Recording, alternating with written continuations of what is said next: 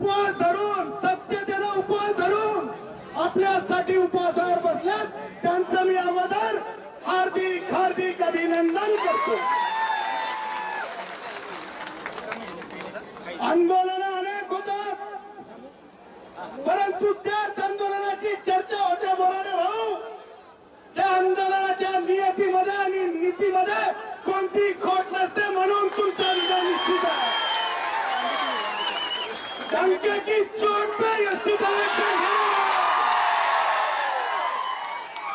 एकदा कायद्याचं बोलत असतो आणि तसाच होत असतं, आणि तसं आपण सगळ्यांनी अनुभवलेलं आहे. नाही म्हणजे नाहीच असतं, हे आपण सगळ्यांना बघितलं. भावांनो, अहिल्यादेवी होळकरांचे विचार आणि तत्कालीन त्यांचे राजपद्धती,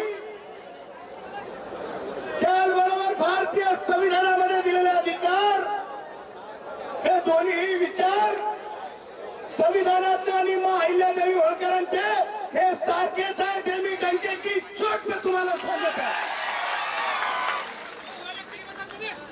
अहिल्यादेवी होळकरांचे विचार आणि भारतीय संविधानामध्ये दिलेले आरक्षणाचे विचार, आरक्षणाच्या तरतुदी ही माणसाच्या पूर्ण विकासाची तरतूद आहे.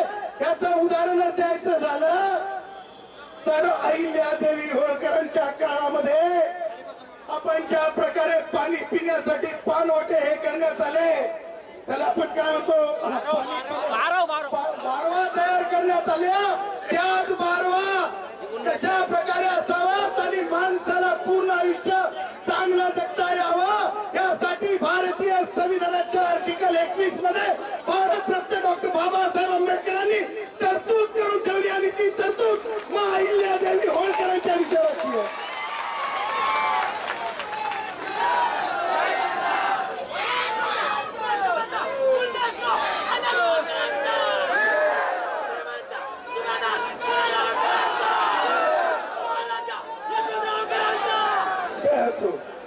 भावांनो, कष्टकऱ्यांनो, आता येताना गाडीवर काही लोक आले. माझी वयोवृद्ध आई सुद्धा तुम्हाला भेटायला आली आहे. तिचं वय 80 वर्ष आहे. मला म्हणे, त्या धनगराच्या मुलाला मला भेटायला जायचंय. 4 दिवस तुझं सरकार गेलं नाही, मला तरी घेऊन चल, म्हणून ती मुंबईहून तुम्हाला भेटायला आली आहे. सांगायचं तात्पर्य,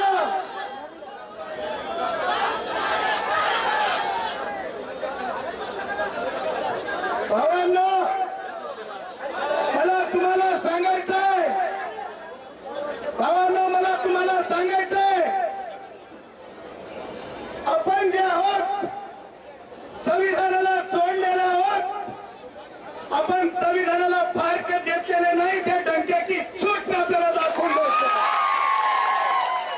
हम फारकत वाले नहीं है, संविधान से काट मारने वाले हम हैं, और हम धनगर हैं, और हम धनगर हैं, और हम धनगर हैं. भावांनो, जेव्हा मी नागेवाडीच्या पुढे येत होतो, त्यावेळेस सोबत असलेल्या जयश्रीनी, ऍडव्होकेट जयश्री पाटलांनी माझ्या छोट्या मुलीला 5 वर्षाच्या, ज्या आपल्या मेंढ्या घेऊन माझा धनगर भाऊ पुढं आपली कुटुंब घेऊन चालत होता, तेव्हा माझ्या मुलीला आता तिने दाखवलं सी द शिप्स, आणि ती महिला आणि ते कुटुंब चाललेलं आहे. म्हणजे ही अवस्था आजही या तळपत्या उन्हामध्ये, या काळातही माझ्या आदिवासी असल्याचं एका ठिकाणाहून